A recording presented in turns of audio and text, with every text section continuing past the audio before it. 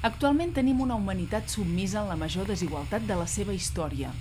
85 persones tenen una riquesa equivalent al patrimoni de la meitat pobra de la humanitat. I l'1% més ric de la població, aquest any 2016, superarà el seu propi rècord patrimonial, traspassant la barrera psicològica del 50% de la riquesa del món.